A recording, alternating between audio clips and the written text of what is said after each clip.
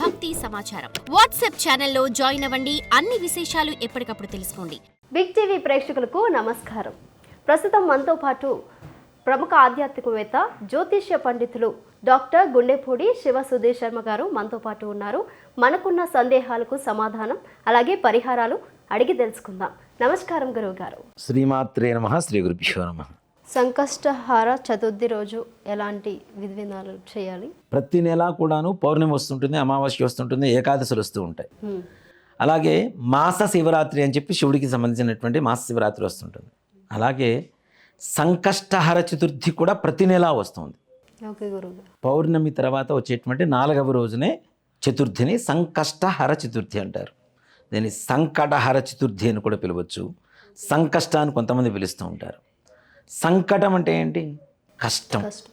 హర అంటే హరించడం, కష్టాన్ని హరింపజేసేటువంటి చతుర్థి అని చెప్పి. చతుర్థి రోజున ఎవరికి పూజ చేస్తాం? మనం గణపతికి పూజ చేస్తాం కదా. సంకష్టహర చతుర్థి ఒక 11 నెలల పాటు ప్రతి నెల ఎవరైతే దీక్షగా చేస్తారో వాళ్ళకి విఘ్నేశ్వరుడి ప్రతి కార్యాన్ని వాళ్ళలో ఉంటూ వాళ్ళతో ఉంటూ వాళ్ళ కార్యాన్ని దిగ్విజయంగా పూర్తి చేస్తారు. ఏ రకమైనటువంటి విఘ్నాలు కలగకుండా. మనం ఏ పూజ చేసినా ఏం చేస్తాం? ముందు మొట్టమొదటిగా వినాయకుడికి పూజ చేస్తాం. ఆది పూజ్యో వినాయకః. ఆయనకి పూజ చేస్తే ఏ రకమైనటువంటి కష్టాలు కూడా ఉండవు.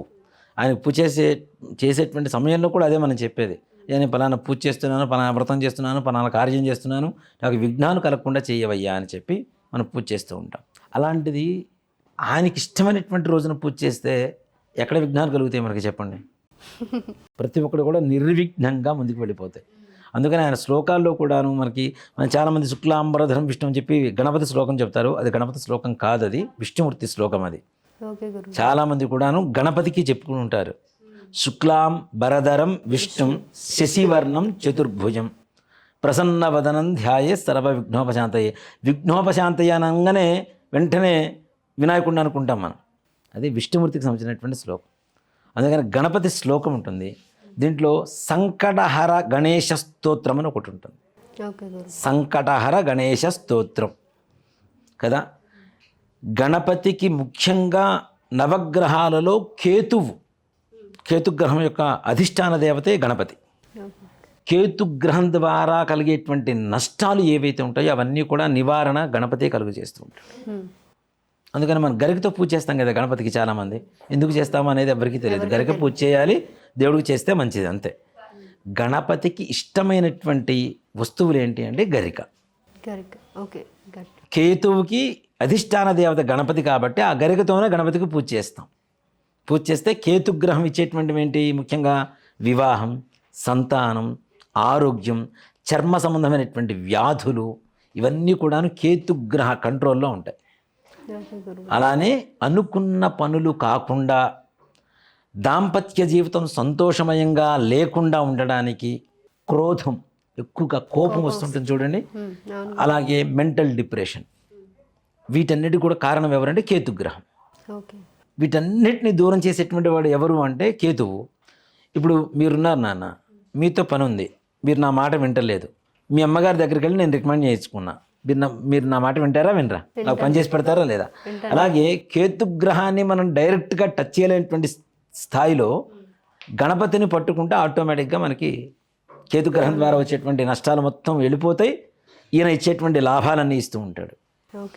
గణపతిలో ముఖ్యంగా చాలామంది మహాగణపతి, శక్తి గణపతి, వల్లభ గణపతి ఇట్లాంటి గణపతులు చెప్పుకుంటూ ఉంటారు. మొత్తం 32 రకాల గణపతులు ఉన్నారు మనకి. వాటిల్లో కొన్ని భయంకరమైనటువంటి ఉపాసనా విధానాలు ఉన్నాయి. అలాగే సౌమ్యంగా సాత్వికంగా ఉండేటువంటి గణపతి పూజా విధానాలు ఉన్నాయి. వీటిల్లో మనం మహాగణపతి పూజ చేస్తూ ఉంటాం. అలానే మనం ఏ పూజ చేసినా ముందు పసుపుతో గణపతి చేస్తాం కదా. అంటే గణపతి చెబుతున్నది ఏంటి అంటే పసుపుతో ఎందుకు చేయమని చెప్తున్నాడు ముఖ్యంగా అంటే, ఏ పూజ చేసినా పసుపుతో గణపతి చేస్తాం, బొట్టు పెడతాం మనం. పూజ చేసినప్పుడు ఏంటి, అనేక రకాలైనటువంటి మనకి జలుబు ఉండొచ్చు, జ్వరం ఉండొచ్చు, పక్క వాళ్ళకి ఏదైనా ఉండొచ్చు. నీకు పూజ చేసినంతసేపుడు కూడా నీ చేతిలో యాంటీబయోటిక్ ఉండాలని చెప్పి గణపతి చెబుతున్నాడు. పసుపు యాంటీబయోటిక్ కదా. గణపతిని చేస్తే పసుపు చేతికి అంటుతుందా? అండి జలుబున పోతుందా? పోదా మరి. అంటే ఒక సైంటిఫిక్ రీజన్ నాన్న ఇది, ఓ మాట చెప్పానంటే. అందుకని దీంట్లో మహాగణపతి పూజ చేస్తాం, లక్ష్మీ గణపతి పూజ చేస్తాం. దీంట్లో ఇంకాస్త ముందుకు వెళ్తే ఉచ్చిష్ట గణపతి అనేటువంటి ఒక విధానం కూడా ఉంటుంది. ఓకే. ఉచ్చిష్ట గణపతి ఈ పేరు కూడా చాలా తక్కువ మంది వింటూ ఉంటారు, అవును గురుగారు. చాలా తక్కువ మంది వింటుంటారు. ఉచ్చిష్టము అంటే ఎంగిలి అని అర్థం. ఓకే గురుగారు.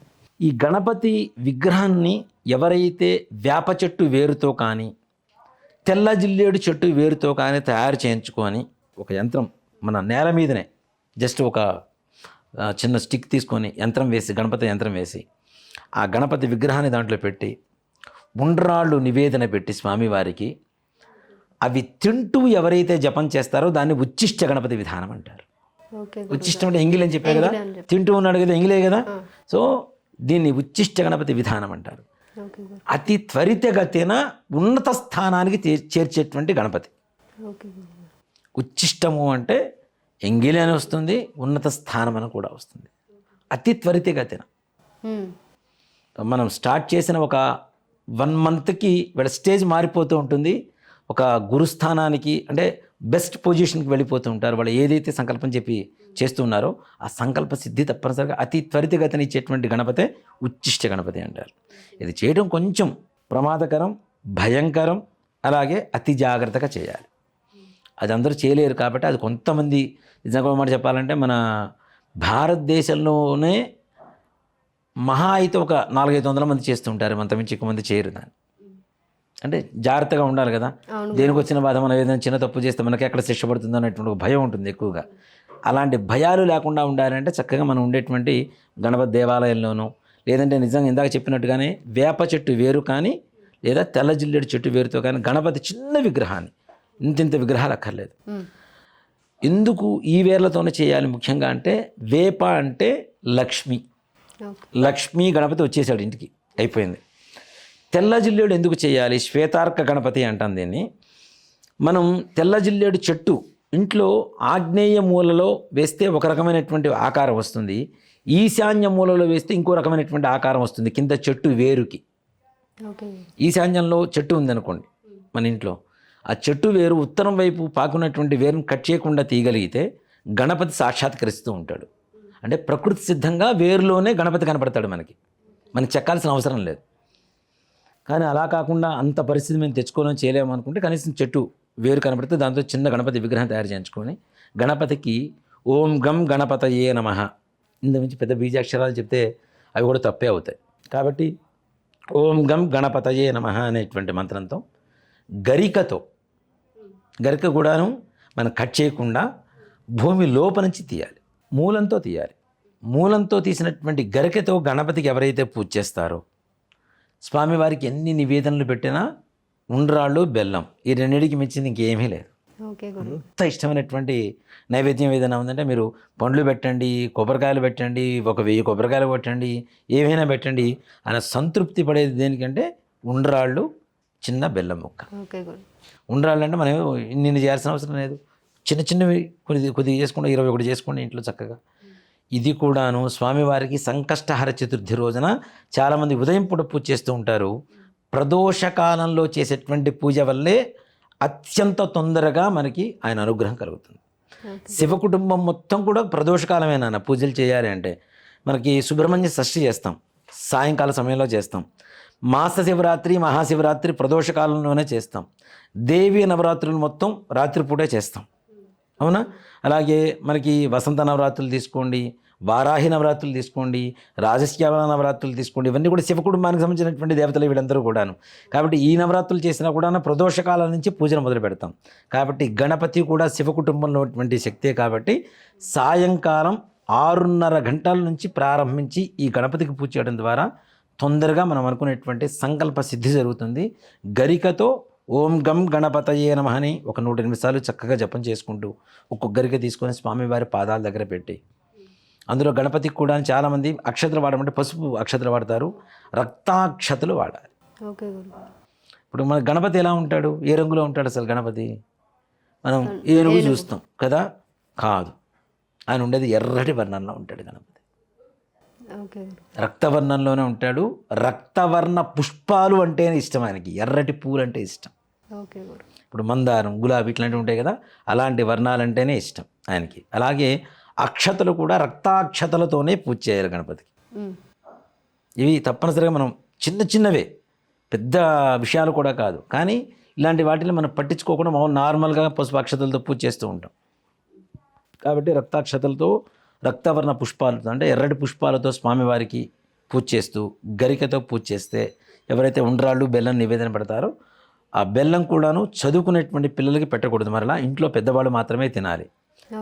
ఆ బెల్లం ఎక్కువ తింటే మందబుద్ధి ఎక్కువగా వస్తుంది కాబట్టి అందుకని తినొద్దని చెప్తారు. ఒకసారి తింటం మొదలు పెడితే ఏమవుతుంది, తింటూనే ఉంటారు. బెల్లం తీయగా ఉంటుంది కదా. ఇప్పుడంటే నానా రకాల చెత్తలతో తయారు చేస్తున్నారు కానీ పూర్వకాలంలో మంచి స్వచ్ఛంగా ఉండేది బెల్లం, కాబట్టి తింటుంటే తినాలనిపించేది. అందుకని చెప్పి పిల్లలకి పెట్టవద్దని చెప్పి ఒక నియమంగా చెప్తూ ఉంటారు. ఈ విధంగా పూజ చేసుకుంటే గణపతి అనుగ్రహం పరిపూర్ణంగా కలుగుతుంది సంకష్టాహార చతుర్థి రోజున. గురువు గారు మా ప్రేక్షకులకి మంచి చక్కటి సలహాలు అందించారు. మీకు చాలా ధన్యవాదాలు. అలాగే మీ అమూల్యమైన సమయాన్ని మాకు కేటాయించినందుకు ధన్యవాదాలు గురువు. శ్రీమాత్రే నమః. శ్రీ గురుభ్యో నమః. చూశారు కదా, మీకేమైనా సందేహాలు ఏమైనా ఉంటే కామెంట్ సెక్షన్లో కామెంట్ చేసి తెలియజేయండి. ఇది ఇవాల్టి ఎపిసోడ్. మరో ఎపిసోడ్లో మళ్ళీ కలుసుకుందాం. అంతవరకు సెలవు. నమస్కారం. For more videos like this, subscribe Big TV channel.